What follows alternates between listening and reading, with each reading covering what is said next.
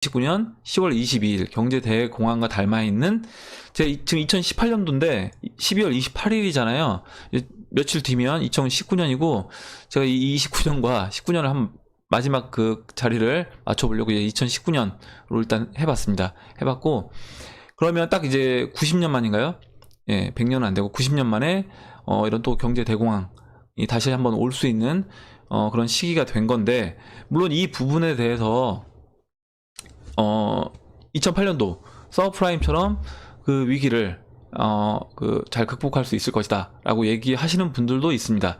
그래서 제가 그 부분에 대해서 제가 생각하는 부분을 한번 말씀을 드려보려고 해요. 일단 1929년 당시에 그때 미국 경제의 호황은 후보 대통령에 의해 인위적으로 조작이 되었다. 예, 이때도 마찬가지로 지금 트럼프가 하고 있는 것처럼 이때도 그 대통령에 의해서 인위적으로 이제 조작이 되었다는 거예요. 그러니까 뭐 세금 감면이라든가 이런 식으로 기업에. 그리고 거기에 이제 미국 연방준비제도에 이제 금리 인상이 있었습니다. 이 당시에도. 그러면서 이제 어떻게 보면 위기가 온 거죠. 그리고 고관세 정책. 이 당시에도 마찬가지로 어떻게 보면 지금 트럼프가 하고 있는 그 고관세 정책을 펼쳤습니다.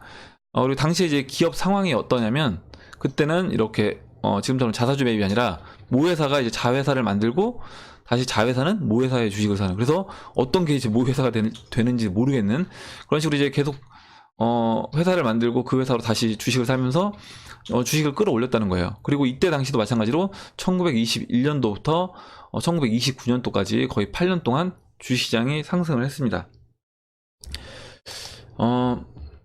제가 이 나무 위키에서 제공하는 이제 세계 대공황 이 내용을 좀 한번 열어봤는데요.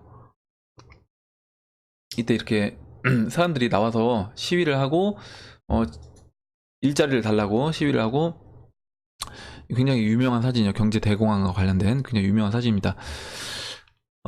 이때 이제 보시면 그 원인을 여러 가지로 잡고 있는데 일단 첫 번째로 몇 가지만 살펴볼게요. 다는 이제 그렇고 일단 1차 세계대전 이후에 영국과 프랑스 등 열강들이 근본이 제도로 이제 돌아간 겁니다. 하지만 오히려 화폐를 과대평가함으로써 각국 수출시장의 축소를 야기했다.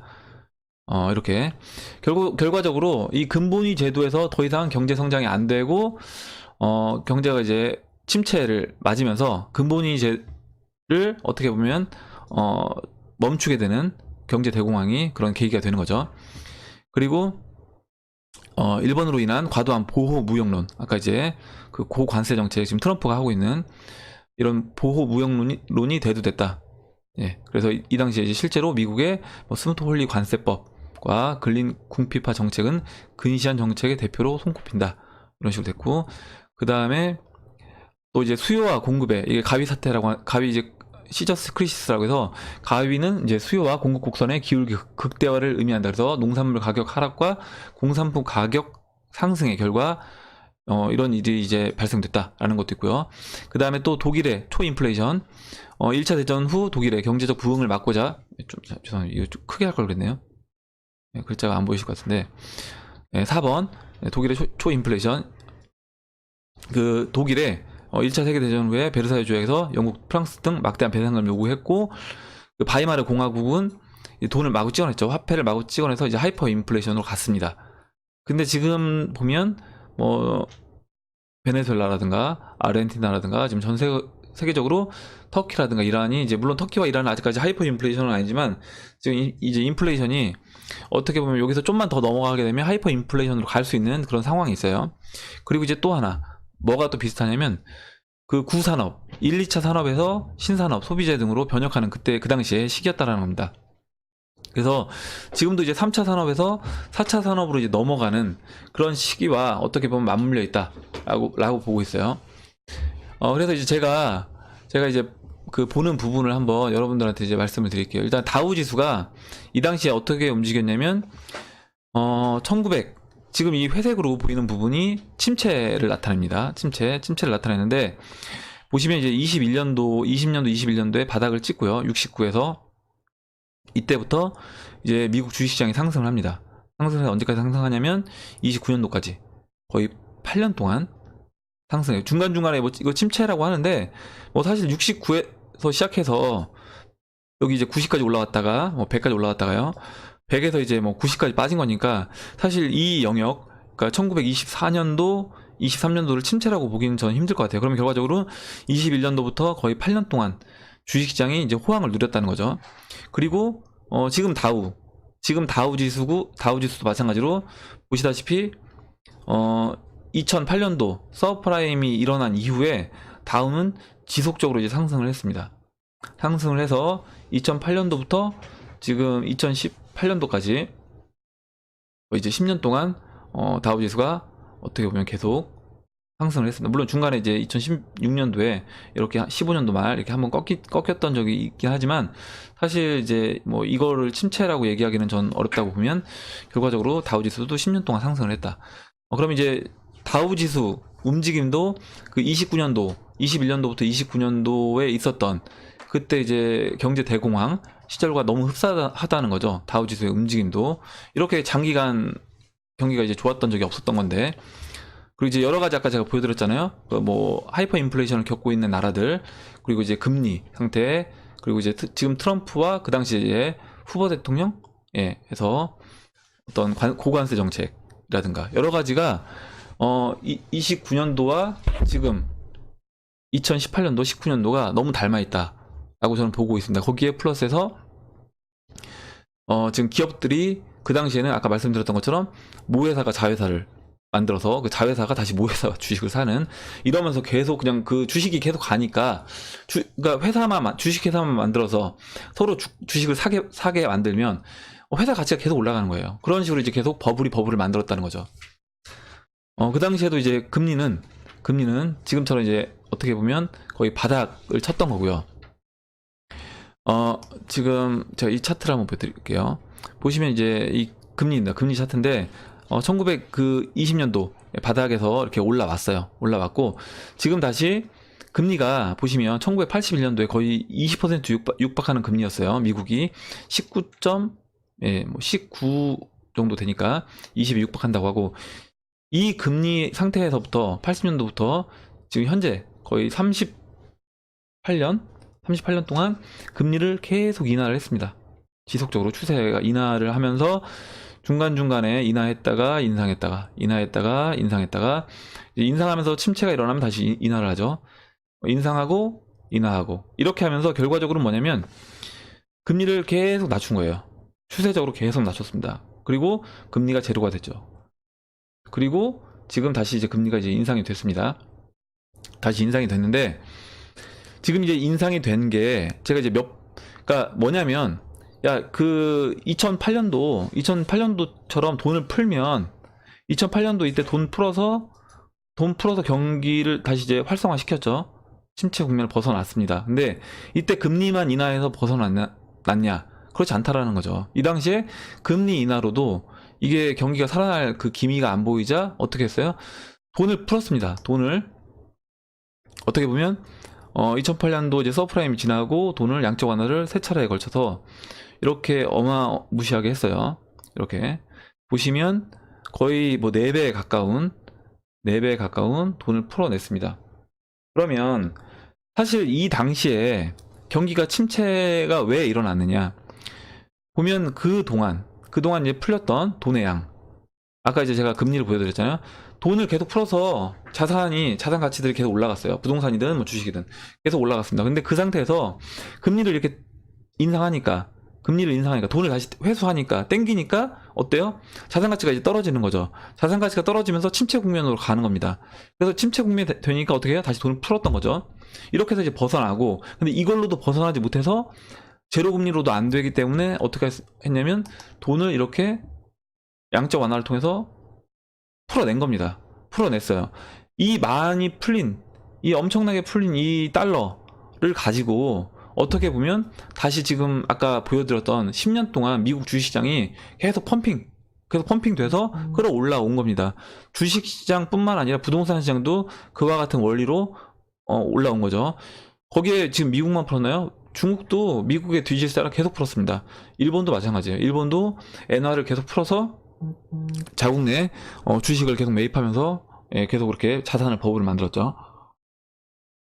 그러면 지금 이때 당시 2008년도도 어떻게 보면 이렇게 돈을 많이 풀어서 그 위기를 극복을 했는데, 지금 만약에 다시 이제 지금 금리를 인상하고 있잖아요. 금리를 인상하고 있는데 그 금리를 인상하는 단계에서 여기서 만약에 경기가 침체 국면으로 들어가게 되면 이거를 어떻게 해결할 거냐는 거죠. 어떻게 해결할 거냐. 결국에 이때 2008년도 이후에 풀었던 이 돈의 양보다 저는 훨씬 많은 양의 돈을 풀어야지만이 이 침체 국면을 벗어날 수 있다. 그러면 선택이 두 가지예요.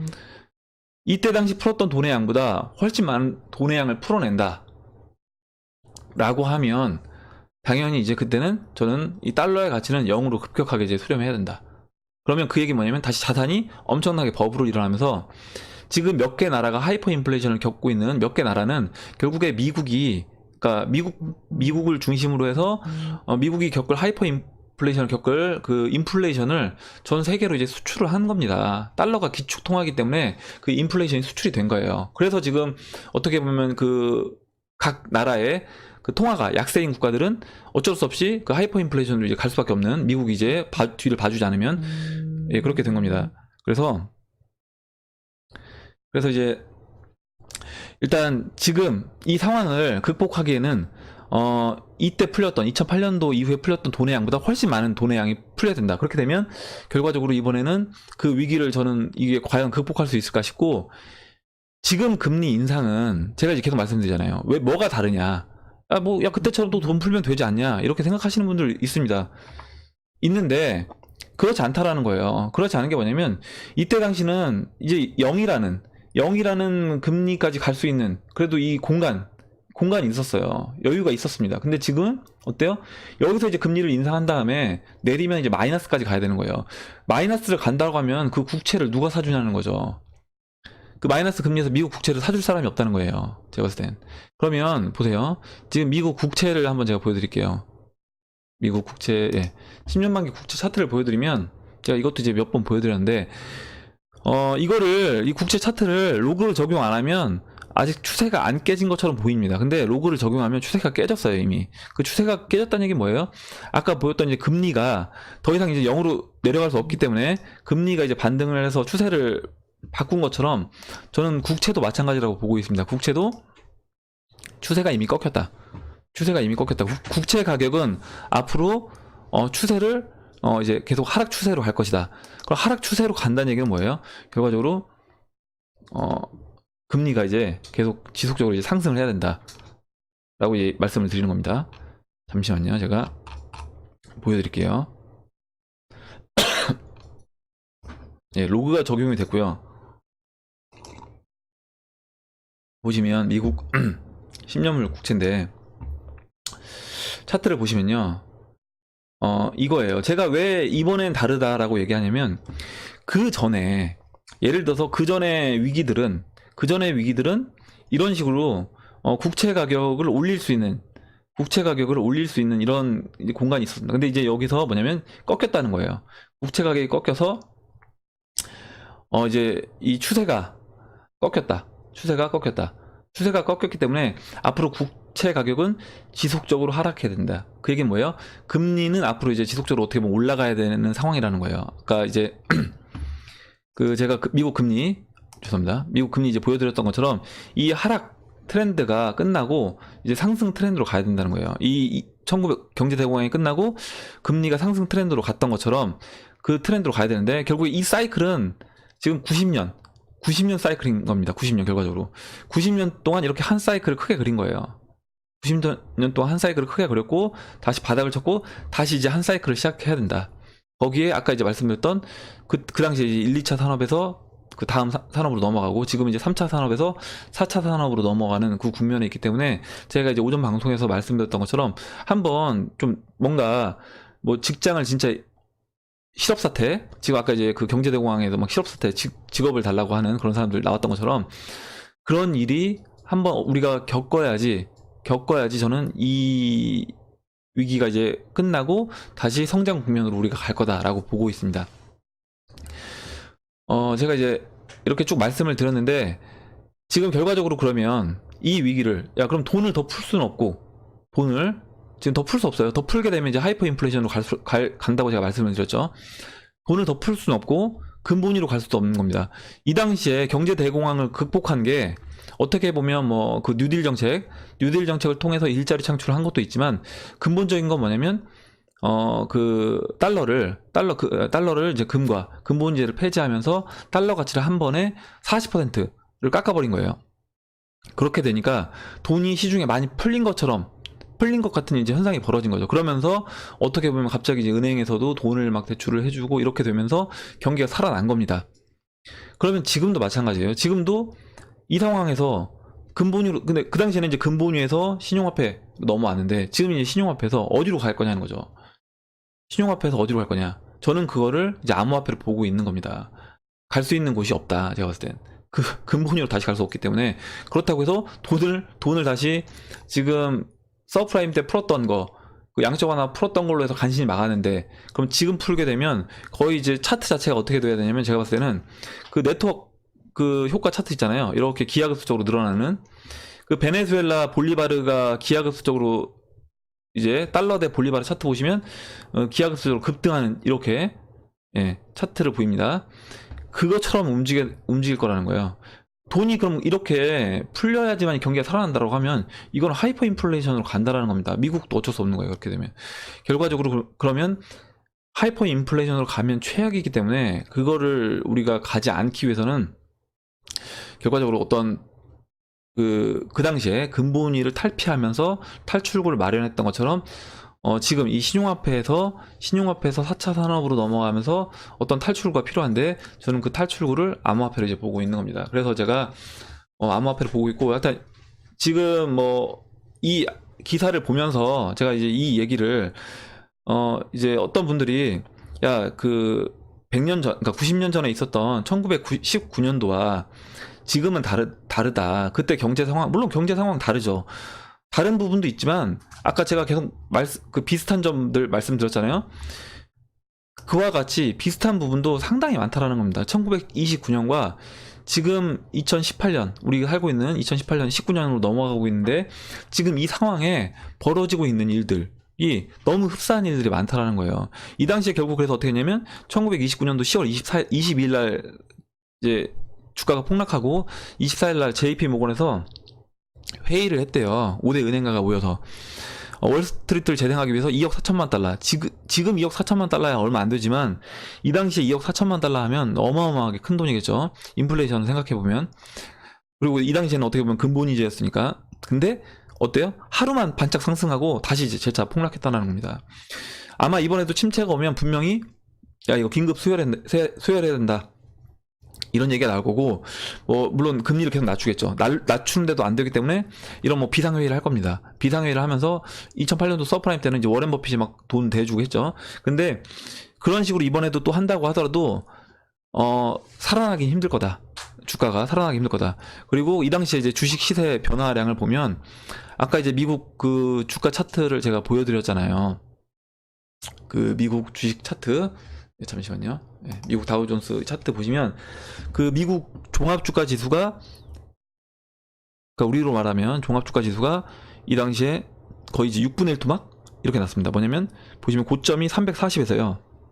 저점이 60이에요. 50. 그러니까 거의 7분의 1 토막. 7분의 1 토막 났으니까 개별주들은 얼마큼 빠졌냐면 보시면 뭐 뉴욕 센트럴 철도주 256달러 하던 게 5달러, 135달러 하던 게 5달러, 92달러, 제네럴 모터스 92달러 하던 게 4.5달러, 제네럴 일렉트로닉 220달러 하던 게 20달러. 이건 뭐 양호한 편이네요. 몽고메리 워드 백화점이 70달러에 3달러. 지금 거의 어떻게 보면 암호화폐 시장을 보는 것 같이 빠졌어요. 유나이티드 스틸이 375에서 22달러 이렇게 빠졌습니다. 그 참고 서적은 이제 앙드레 콜라니의 이제 돈 뜨겁게 사랑하고 차갑게 다뤄라 이 책에서 이제 제가 내용을 발췌한 거고요. 보시면 그 당시와 저는 이제 지금 주식시장이 흡사하고 그 당시에 있었던 일들이 지금 너무 비슷하다. 거기에 이제 지금 최근에 보시면 이제 5년물하고 3년 만기는 역전이 일어났고요. 지금 보시면 이제 10년 만기와 2년 만기 보시면 지금 거의 이제 역전 현상이 나오려고 하고 있습니다. 여기 보시면 역전 현상. 이렇게 이제 역전 현상이 벌어졌을 때 장단기 금리가 역전이 됐을 때 이때는 항상 그 이후에 보세요. 이 회색 국면이 미국 침체잖아요. 보세요. 장단기 금리가 역전되고 침체, 역전되고 침체, 역전되고 침체예요. 지금 내려오고 있죠. 조만간에 이렇게 이 추세대로 내려온다라고 하면 이제 역전될 수 있습니다. 그러면 역전된다라고 하면 바로 이제 역전되고는 침체 국면이 나올 건데, 이 침체 국면이 언제 나올지는 사실 모른다는 겁니다. 뭐 이게 3년이 될지 1년이 될지. 근데 제가 봤을 때는 어떻게 보면 이제까지 계속 그 금융위기 있은 이후부터 부동산도 그렇고 주식도 그렇고 계속 폭락 올 거다, 폭락 올 거다, 이런 위기론을 얘기하는 분들이 굉장히 많았습니다. 근데 실제로 위기가 안 오면서 계속 오히려 상승을 했죠. 부동산도 상승하고 주식시장도 상승하다 보니까 약간 양치기 소년처럼 됐어야 되는데, 지금은 이제 저는 분명히 이제 다르다는 거예요. 제가 다르다고 보는 이유는 아까 보여드렸던 그 채권 차트가 꺾였기 때문입니다. 채권 차트가 언제 꺾였냐면 2017년 12월 달에 꺾였어요. 그러니까 그 전에 계속 위기론을 얘기했던 분들은 양치기 소년처럼 보여질 수밖에 없었다는 거죠. 근데 지금은 다르다. 지금은 이제 이 채권 가격이 꺾였기 때문에 채권 가격은 앞으로 이렇게 하락 추세를, 여기서 올라오는 거는 이제 이거는 이제 단기적인, 어떻게 보면 그 뭐 데드캣 바운스라고 하잖아요, 주식시장에서. 그런 것처럼 데드캣 바운스에 불과하다라고 보고 있습니다. 일단 여기까지 오늘 얘기를 드리고, 그러니까 제가 보는 이 경제대공황 관점은 뭐 이번에도 뭐 2008년도처럼 별 일 없이, 물론 침체 국면이 있을 거지만 그때처럼 돈을 풀어서 위기를 극복할 거라고 이제 얘기하는 분들이 있는데, 저는 그때처럼 쉽게 해결되진 않을 거다. 그때 당시는 이 위치였던 거예요. 2007년도는 이 위치였기 때문에 그때처럼 쉽게 해결되지는 않을 거라고 보고 있습니다.